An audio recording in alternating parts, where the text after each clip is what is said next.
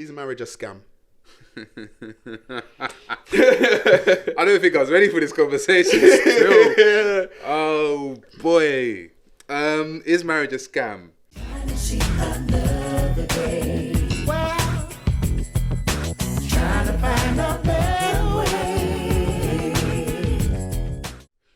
What's going on, people? Welcome to Put Some Syrup on That. I am Nula Monroe. Lynch. And today we're going to be asking each other questions. It's a topic episode. I don't know if topic is a word, but the topic for today's episode is love. So we're just going to ask each other questions about love and just get each other's answers. It's an interesting topic, to be fair, because I'm going to kick it off anyway, but just say, what's your definition of love? Man, so what's my definition of love? It's such a broad topic, but what's yours? It's so crazy you say that because it relates to a question that I had and deleted. So it's funny, but I think it's difficult to say what is love. I think love is... Not easy like 1, 2. Not easy like do re mi. I think love has different definitions in different contexts. And I think for me, the simple answer is the scientific. Obviously, love is a chemical reaction to having strong feelings towards somebody. Because it's an argument, isn't it? But I think love is a choice and I think love is an emotion. And I think it's both.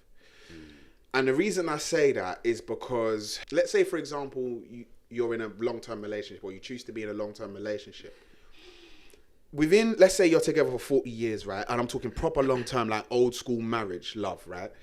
Within those 40 years, your relationship is your feelings of love is gonna dip. They're gonna go up. Your love might be on 100 today, and then in 3 months' time, your love might be on a 5. But the way that you behave, you should be behaving, even though it's obviously easier said than done. If you're in a marriage and you're looking to make it work, is as if you love that person. So I think it's a blend between being a chemical reaction, but also somewhat being a choice.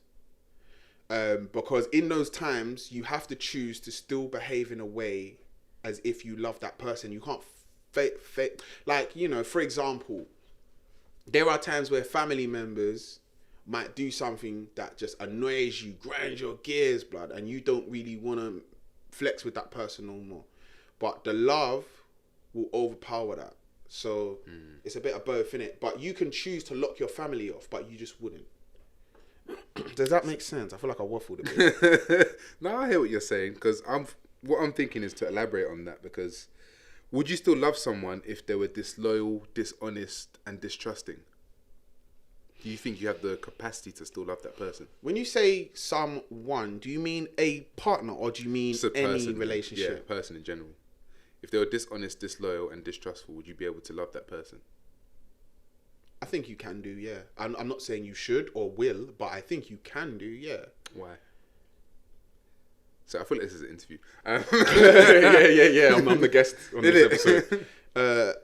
You say, why what though? So why do you think you can still love them, even though they're all of these negatives?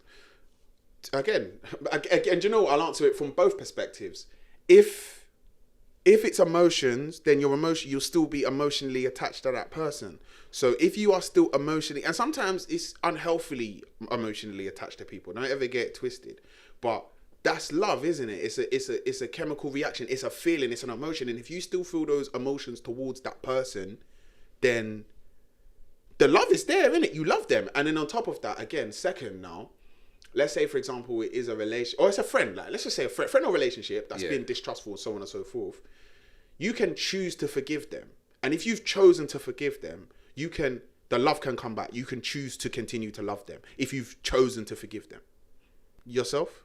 I go on to the point and the fact that love is a choice, because you can choose to act upon that love or you can choose not to. Because in the sense that someone's in a relationship where they're in love with this partner, but this partner is consistently disloyal, distrustful, this, that, and the other, they can either choose to act upon that love and continue loving this person the way they are, or they can still have love for them, but that love then becomes dormant and they can just move on and then, start a relationship elsewhere and just nip that in the bud.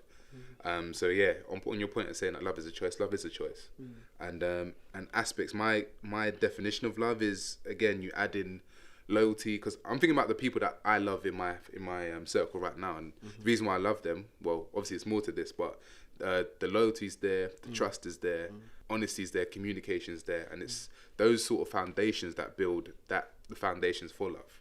Because I feel without communication, without honesty and trust and integrity, I wouldn't be able to build a foundation of love. Because those are the foundations. Those make a relationship. Because without any of those, the building that you're trying to build will crumble. Because when we're going out, I can't trust you. When you say something to me, I don't believe you. When I'm out and someone's having to go at me, I can't. You don't have my back. I can't trust that you'll be there for me. I have my best interests at heart. So it's one of those ones where you just think, hold on a minute. You know what though? Like, I think it's tricky because as well though, you set your parameters, because a lot of people will automatically go to the loyalty thing. But let's say, for example, you've been with somebody for 12 years, right? And you've got 2 kids and they're like 7 and 8 or whatever, yeah? And in that space of time, you've had the best relationship ever, and you found out that they were disloyal to you. That's a horrible thing for that person to have done, right? And if you want to leave, that's on you. I'm not saying that you shouldn't. But if, let's say, you take a parallel relationship where in that 12 years, that person was 100% faithful, but has treated you terribly. They don't do nothing. They don't do 50% of the work. They don't spend 50. They spend all your money. They're just a horrible partner. Like, when you look at that, would you say who loves their partner more? Because we always straight go to loyalty, but I think, and I'm not defending it, but I think there's more to a relationship than just that. And I think sometimes it's like love is a deeper thing, innit, basically. Yeah, because you've got love languages as well, knowing your partner's love languages. Yeah. There's a lot of departments to break down of love, but it's a deeper discussion there in the bus. It's deeper still, so yeah, it's going deeper then, and my question is deep as well. So so I mean, but we'll come back to it still. So, but in my mind, in both of those scenarios, does that person who loves their partner more? Sorry, is the question. So you got the person that treats somebody like shit, but is still loyal and has done for the past 12 years. And the other one was the relationship was amazing, partner, but he did everything for their partner, like treats them like royalty, was disloyal. After 12 years though, that's a mad thing. And you've got 2 kids, that's a mad thing. Like, that's a crazy thing. Like, who loves their partner more? I'd say they both love their partners, but one just doesn't understand their partner. Because that person that's treating her like shit should know, if that person really, truly, deeply loved this person, should know that what I'm doing is is not good, because my partner's acting in a way. She's upset all the time. So you should know deep within yourself, if you really love this person, you'll be trying to do everything right by this person. So you need to fix up. You need to buck up your ideas, big man. So where was I going with this? They're both moving nuts. They're both moving nuts. Yeah. They both love, but they're both moving nuts. And my man needs to fix up and buck up his ideas, because he's got the foundations. He's just not following through.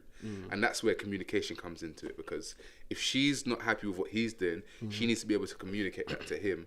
And if they both can agree on what it is to make this foundation, this love continue, then there shouldn't be an issue at all.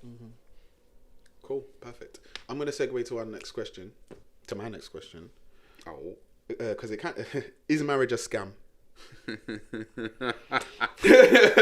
don't think I was ready for this conversation still. Oh boy, is marriage a scam? I think there's a. Man's nervous. Man is nervous. Those jokes. Shout out all them people that are getting married and that and want to get married and stuff. But my idea and my ideology about marriage is that it is all a lot of people see it as this. People just do it for show. People just do it because I think you can have a long-lasting relationship without having to be married. But I think in people's minds that you have to be married to prove that this is a long-lasting relationship. And a lot of people just do it for show. Like, people are doing like mad marriages just for the gram and stuff like that. And it's just like, you're doing too much. Like, for me, if I was going to get married, it'd be like a small civil thing with all my loved ones, and it wouldn't be that deep. But I think, I just think personally, marriage is just a piece of paper that just says that you guys are legally binding forever. So you think it is a scam? Scam is such a bad word. But I think you can have a long-lasting relationship without marriage. I said you don't necessarily need marriage to cement your relationship. That's my opinion. Okay. Do you know what? Obviously, I tried to make that difficult for you, but I agree. I think when the answer to that question really for me is that there's different parts. Like some parts of marriage are a scam, and some parts of it aren't. And I think that you have to look at first of all, every relationship in its own right, and you have to look at aspects of it. Like for example, like as you know, I'm planning a wedding, right? I'm getting married, so I believe. Yeah, in that's marriage. why I felt a bit bad about this question. I was like, what do I say? No, it's cool, man. Joke. It's All cool, good. man. I'm honest, innit? I'm open and honest, so I think that's healthy. So, yeah, I think first of all, the prices they put on wedding stuff is a scam. Like as soon as you say like it could be fireworks, £200, wedding fireworks, £1,000, but then it's the same thing. It's the same thing, just a name. DJ £300, wedding DJ £1,500, but it's outrageous. Like that needs to chill. But anyway, that's obviously my personal frustration with the nonsense here. But I think marriage can be a scam, and I think some people, like you said, they get married with the sort of like it means something, and I think it only means something if you make it mean something.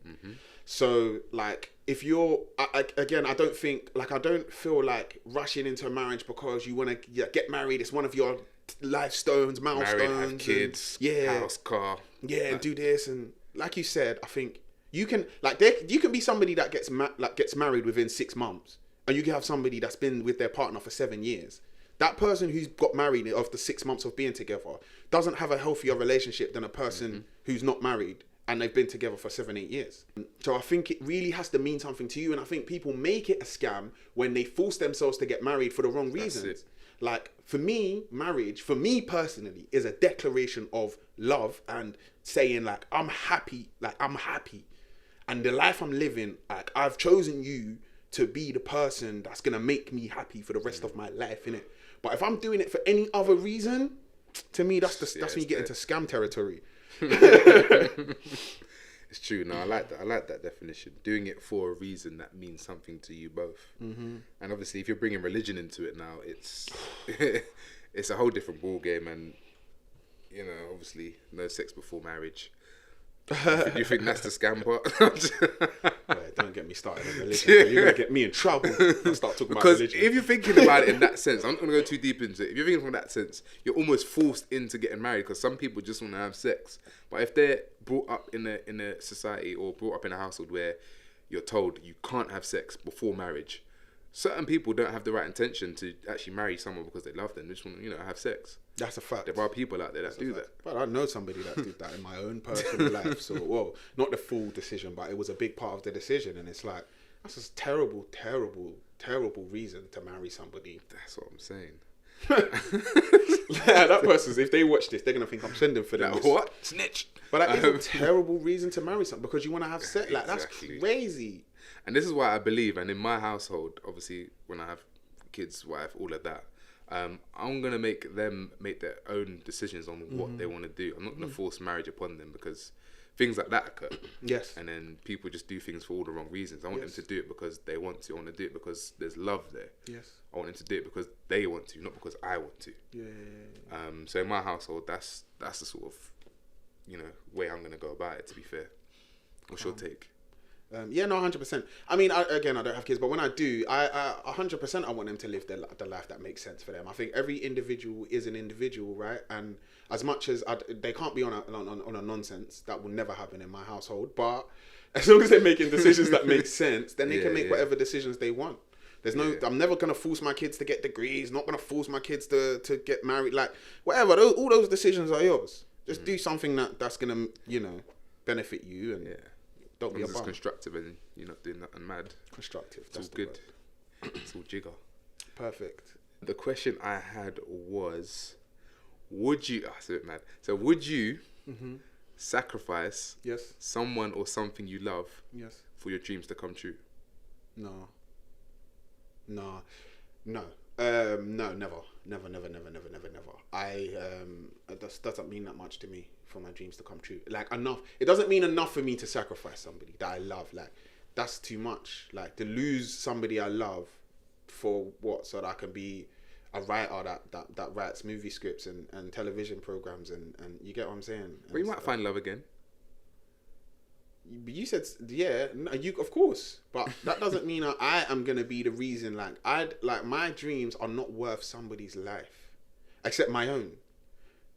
You know, like that's my personal opinion. Like, why would I sacrifice somebody? What, so that I can just my life is cool. It's not like I'm living a mad life. Do you know what I mean? It's not like I'm sacrificing somebody because I haven't eaten in a month. Like, I'm good. So as much as I want to achieve my dreams, and you know me, like I really, really want to do creative writing for a living. Like, for those who don't know, that would be my dream, right? But I'm not gonna kill somebody for that. That's crazy.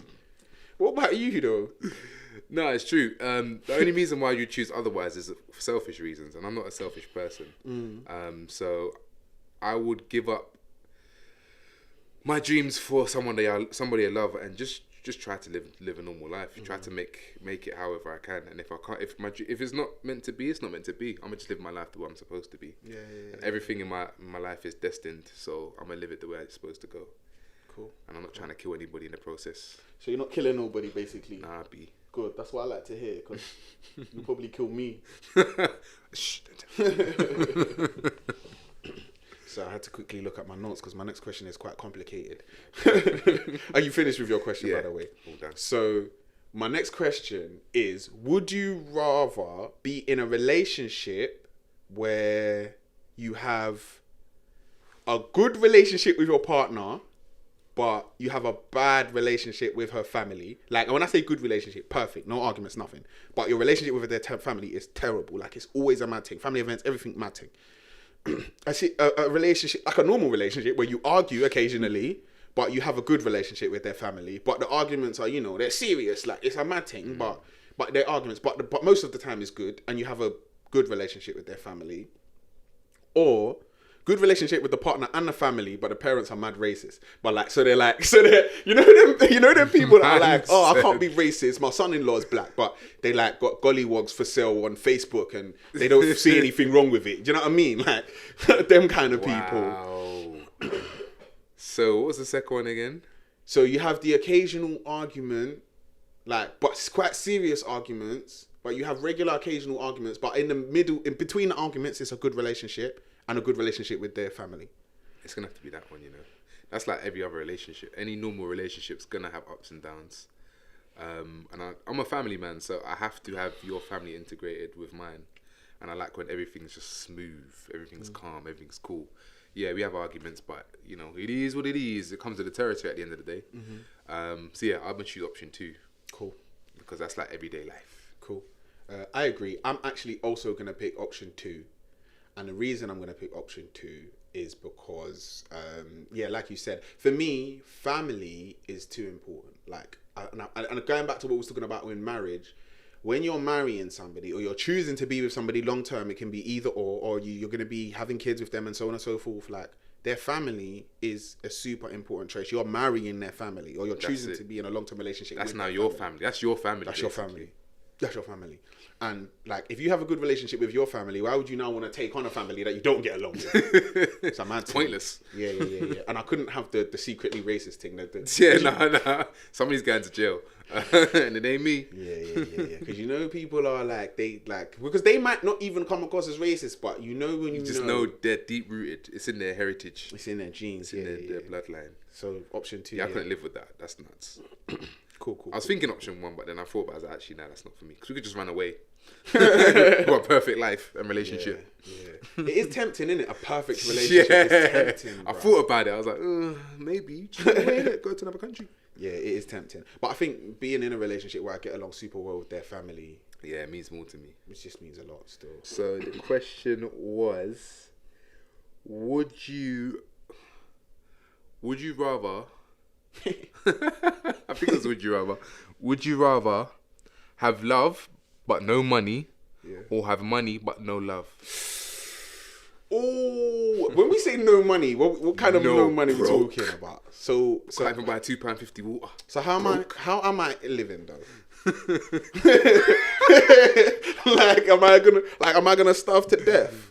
I mean, you got little, you know, oats and that, little porridge and that in the morning, but that's about it. And we say no love, that's like all kind of love, like family love, everything. So I will never know love again. Exactly. Nah, I will have love no money. Serious? Yeah, love no money, because I don't see the point in having the money if I've got no love in my life. I think you can make your own happiness, no?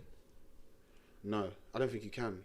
I mean, I think you have to make your own happiness, but I don't think money is the cure for that. I feel like you're more likely to make happiness out of love than you are to make happiness out of money. I like that. You have to reload that for the people them again. Say it one more time. I'll say it one more time and I'll look into the camera. I think you're more likely to make happiness out of love than you are to make happiness out of money. That's my personal opinion. Jeez. Yeah. I like that one still. Thank you very much. What are your thoughts on that? Oscar for that one. I'm trying. I don't know. I didn't really actually think about the answer to this one, to be fair. I'm not going to lie. But hearing that, I'm sold. You sold me. It's true. It's true, because what's the point in having money if you can't share it with somebody you love? That makes no sense. You're just going to be having a lot of shit but not knowing how to feel love. Like, love is a different ball game. Like, knowing that someone wholeheartedly has you and you have them is an amazing feeling. I'm going to like I'm in love and shit. Well, I've got loving family and friends around me, so I know what it feels like. There you go. But yeah, you can't beat that. Money can't buy that. Money can't buy love or happiness. So I'm going to go with love over money. And this is the thing I've heard, and I'll say I've heard because I have not done no personal research into this yet, but I have heard that there are studies that basically say that there are like people that live, not everybody obviously, this is in general, but the level of happiness is higher in places like the slums of Mumbai than it is in westernized centers like London. Like, people are person to person happier living in the slums than they are living in a place like this where people are dying to get into. And I think for me, if that is 100% accurate, because I need to do my fact checking, but if that is the truth, and you know, we know people that are happy in them circumstances, if that is the truth, then it's just evidence to show that love is more important. Happiness 100%. Is more important. I think there's more to it than that, but I think it's just a lot of scientifically, evidently. Yeah. And obviously, like, there's like the cost of living is a mad thing here, and you're viewing stressful. More. Yeah. You're surrounded by people that have in it. So if you have not, it's harder. But that's a side. Yeah, there's a whole social meaning behind all of that. Yeah. Jazz. I actually have 2 more questions. Like, yeah, go through. I'm gonna run through with them. So the first question I have here is, and it goes back to what we were saying before. What's the optimal time what's the minimum amount of time somebody should be together before they get married? And what's the optimal, like, what's the best time? I've heard this question before. I don't know if someone might have asked me something similar before, but in my opinion, there isn't any optimal time and there isn't any set time that you should, get married? Yeah, for marriage. I think when you're ready, you'll know you're ready. And I feel that people are so stuck on this, I've been in this relationship for 7 years, why has he asked me to marry him, And I think that's all sort of like a social construct, like, you have to be married by a certain time, and this length of relationship, you have to be married. Like, no, you don't. Like, I know people that are in 15-year relationships that are not married, but they're happily as ever. Like, this whole concept behind you have to get married by a certain time is nonsense to me. And I feel that there's no optimal time. If you and your partner think and know that it's ready between the both of you and you guys are communicating with that with yourselves, it can go from 6 months to 6 years to 25 years. If your time is ready, your time is ready. Okay. So I say there's no optimal time. When you're ready, you know what about minimum time? 1 day. I'm joking. There's no minimal day. Again, it just boils down to whether you guys mutually know that you're seriously in love with each other. But I'd say maybe if I had to pick a minimum, I'd say at least 6 months. Because at least it gives you that period to get to know that individual.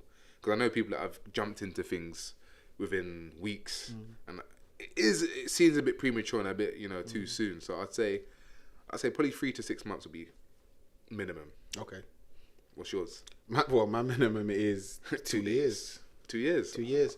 Because for me personally, I know that's cool. So between 2 and 5 years for me is a good time frame. But like you said, there is no roof. Like, if it takes you 15 years or if you never, like, it doesn't matter. But I think between 2 and 5 years, because it takes a long time to really get to know somebody. And I remember I was watching another podcast. I don't remember the name of them, or else I'll shut them out. And basically what she was saying was, you know, within 6 months, you know somebody enough. And I don't necessarily think that's true. I think really and truly, you will know somebody, but there's so much to learn about people. People are so multifaceted. I think we underestimate, and sorry, this is actually my actual point. I think we underestimate how long marriage is supposed to be. Like, you're making a decision. Let's say, for example, you're our age, right? You're in your late 20s. Let's say you live to 80, yeah? So let's just say you're 30, right? You live to 80. You have agreed to be together for 50 years. That's a long time. You don't even want to take 2 years out to get to know that person. You don't even want to take 2 years to make a decision that's going to be with you for the next 50 to 60 years. Like, and yes, divorce is an option, but it shouldn't be. You shouldn't even be thinking about that when you're getting married. So you're with less than 2 years, you're going to give yourself to make a decision that you're going to be with this person forever and ever and ever till the day that you die. That's crazy to me. And, it's mad still. On your point where you said that you never really know your partner up until 2 years, it takes you about 2 years to get to know your partner. I feel people are ever changing and we're always going to grow. So I don't think you'll ever really know your partner or know each other, because people are evidently always going to grow and change. And then circumstances change, and then people's attitudes and mentalities change depending on the circumstances, and other factors come into play. Someone dies and then they're completely different to what you married 2 years ago. That's the thing. So I feel that you won't ever really know your partner fully. I agree. And that anything can change at any time, and it's just down to you whether you have it within yourself to be able to get past these barriers. And again, it comes down to communication at the end of the day. Like, if, say for example, someone does pass away in the family and they're moving nuts, you have that communication, say, babes, obviously I understand X, Y, Z has passed away, and you've been acting X, Y, and Z, it's made me feel a type of way. If you guys have that relationship where you guys can communicate and discuss ways to move forward from that point of view, then that's why I can't see why it can't last a long run.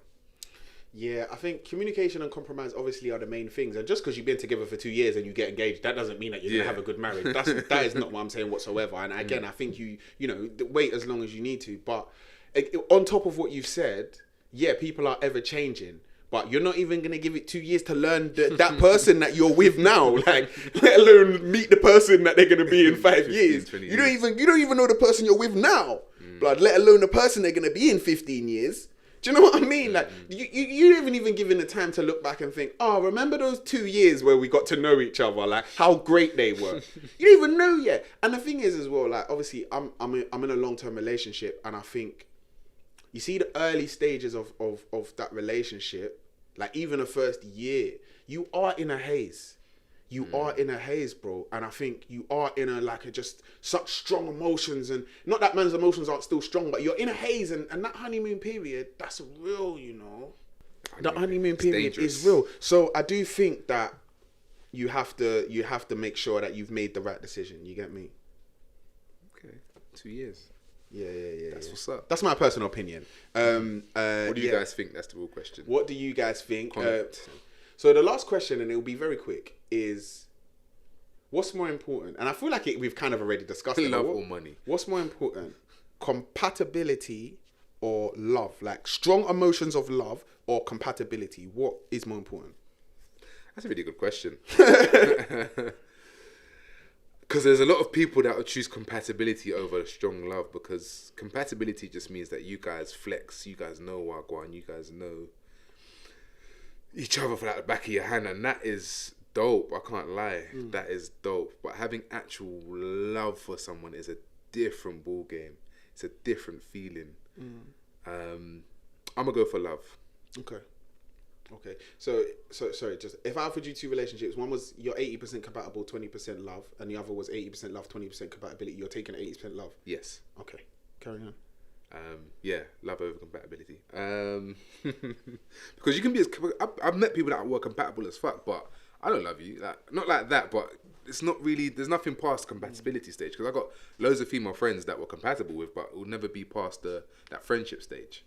There's little guys in the friend zone that are compatible with these girls, and I like them, but the girls ain't gonna like them because it just is what it is. There's not that chemistry, that click, that love there. So. Love over compatibility for me.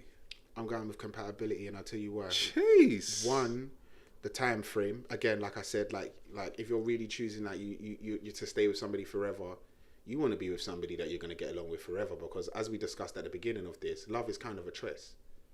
You get me? So like when it gets to a point where the love is dwindling, like, but is that enough to sustain you for that 50-year period? Just compatibility? Yeah.